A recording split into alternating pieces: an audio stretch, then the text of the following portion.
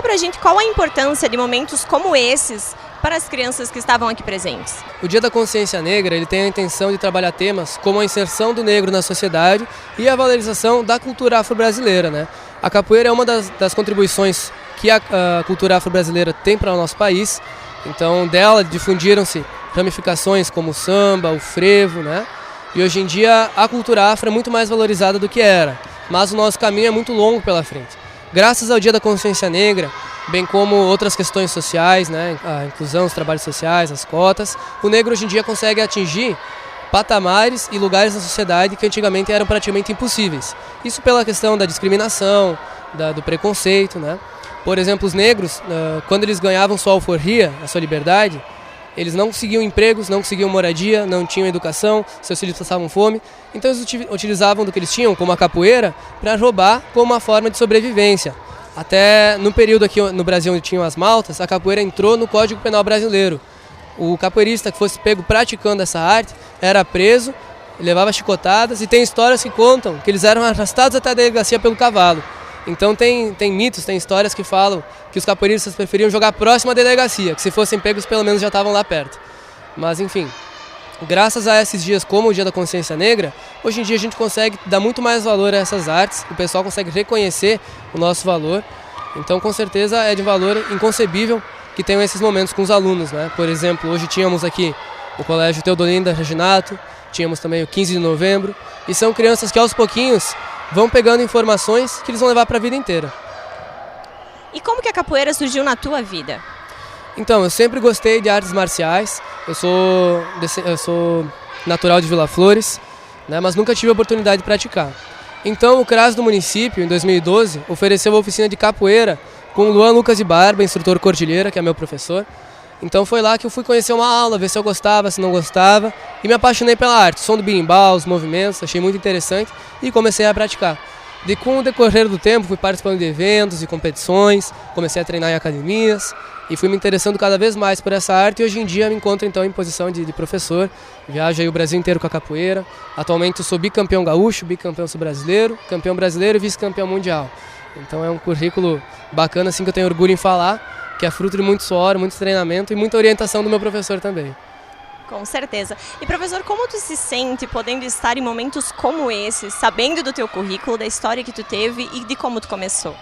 Então é gratificante, porque eu sei que às vezes as pessoas de cidades pequenas, como é o caso de Nova Bassano, Vila Flores, Nova Prata, às vezes acham praticamente impossível conseguir acompanhar ou alcançar lugares de prestígio, como ser um campeão mundial, por exemplo. E eu saber que eu estou aqui na frente dessas crianças, adolescentes hoje em dia, oportunizando novas perspectivas de futuro, é muito gratificante. Falando sobre a importância da cultura afro, a importância de conhecer a nossa história, de conhecer as nossas origens. Então eu sei que se eu conseguir salvar uma, duas crianças daqui, mudar a vida delas, mudar as perspectivas, com certeza já valeu todo o trabalho.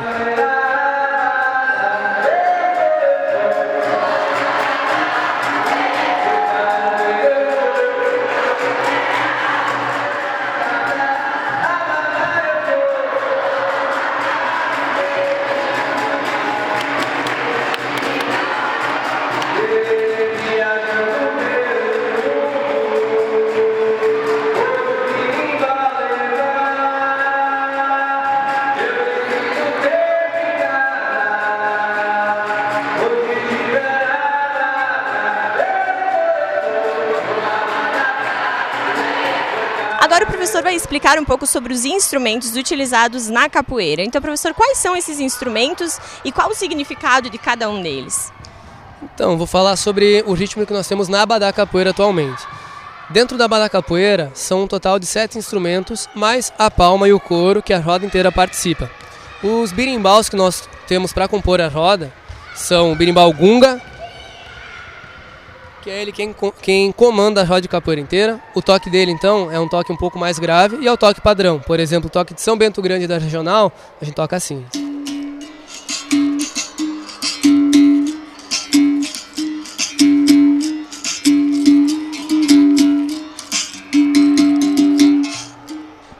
Dessa forma, ele comanda qual jogo que vai acontecer. Se ele fizer o toque de Angola, é o jogo de Angola, toque de Benguela, de São Bento, de Iuna, enfim, todo o ritmo e roda acompanha esse birimbau. Por isso que normalmente fica a pessoa que é mais graduada e mais experiente, porque é ele quem vai comandar todo o andar da roda. O próximo berimbau é o berimbau médio. Ele tem um formato diferente, tem a ponta em lança e 3 marcas de afinação, que era como o berimbau que Mestre Bimba utilizava. Ele faz o contratoque do gunga. Se o gunga toca o toque de São Bento Grande da Regional, o médio faz esse toque aqui.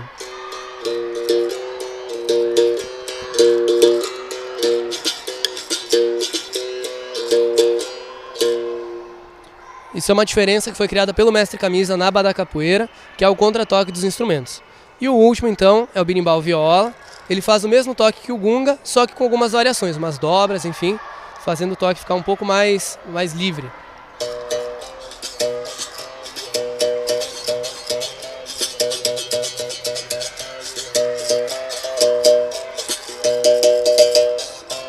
É o berimbau mais agudo, e ele é quem fica livre para dobrar, para ir e voltar, sempre retornando no padrão do toque. Esse então é o atabaque. Ele é um instrumento que teve suas origens afro-brasileiras. Ele acompanha na capoeira os outros instrumentos e ele quem rege a percussão. Então o toque dele na capoeira ocorre dessa forma.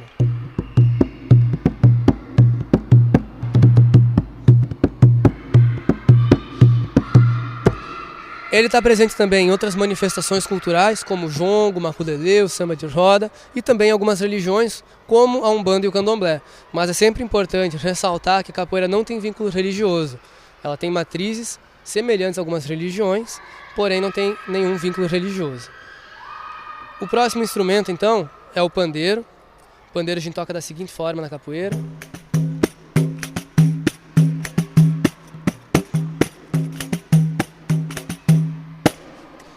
E o outro, então, é o agogô, um instrumento feito com a casca da castanha, que a gente toca igual a palma. É ele quem vai chamar a palma da roda.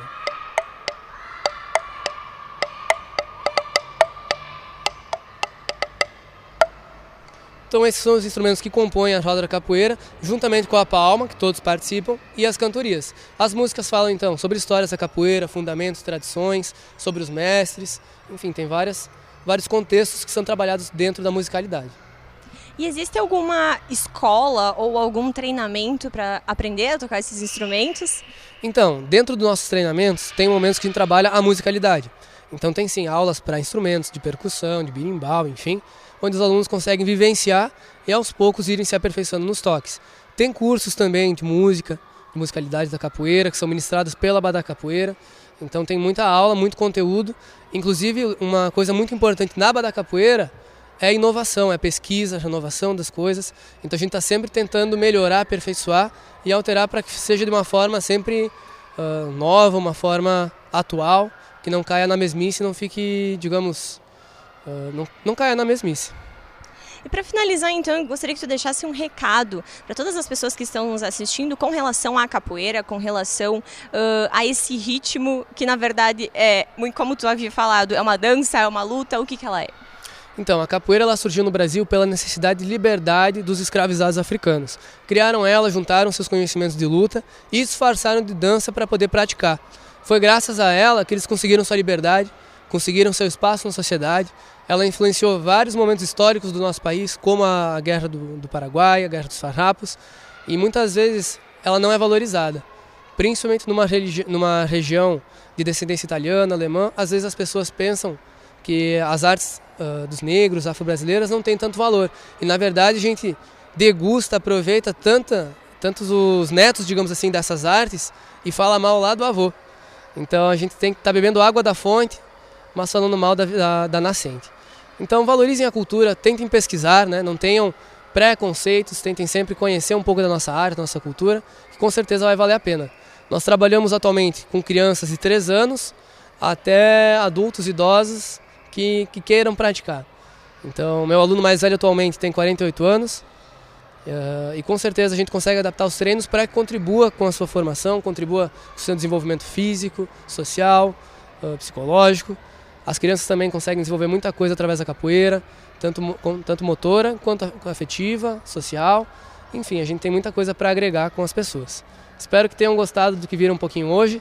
Quem quiser conhecer mais, nós temos trabalhos em mais de 10 cidades da Serra Gaúcha. Então, provavelmente no município onde vocês estão agora tem capoeira, tem o nosso trabalho. Basta pesquisar. A gente trabalha em APAI, academias, projetos sociais com o CRAS, projetos sociais com a Secretaria de Educação. Então é um trabalho bem amplo e bem rico também.